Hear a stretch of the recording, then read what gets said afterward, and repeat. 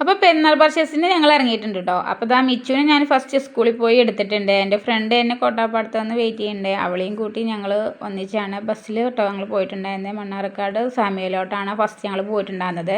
അപ്പോൾ അവളൊരു ഭാഗത്ത് അവളെ കുട്ടിക്ക് തിരയുന്നുണ്ട്. ഞാനിതാ ഇപ്പുറ ഭാഗത്ത് വന്നിട്ട് എൻ്റെ മോൾക്കും തിരയുന്നുണ്ട് കേട്ടോ. അപ്പം മിച്ചുവിന് ഓരോന്ന് കാണിച്ചു കൊടുത്തിട്ട് അവൾക്കൊന്നും പറ്റുന്നില്ല കേട്ടോ. അവൾക്ക് ജീൻസിൻ്റെ മിടി തന്നെ വേണമെന്നുണ്ട്. പാൻറ്റുകളൊക്കെ നോക്കുമ്പോൾ അതൊന്നും ഇഷ്ടമാവുന്നില്ല കേട്ടോ. അപ്പോൾ അവൾക്ക് ഇഷ്ടമുള്ള ഒരു കൂട്ടം ഞാൻ അങ്ങനെ എടുത്ത് അവിടെ നിന്ന് അങ്ങനെ പോന്നിട്ടുണ്ട് കേട്ടോ. പിന്നെ ഇതാ എൻ്റെ ഫ്രണ്ടിൻ്റെ കുട്ടിക്ക് വീണ്ടും എടുക്കാൻ വേണ്ടി ഞങ്ങൾ വസന്തത്തിലോട്ടാണ് കേട്ടോ വന്നിട്ടുണ്ടായിരുന്നത്.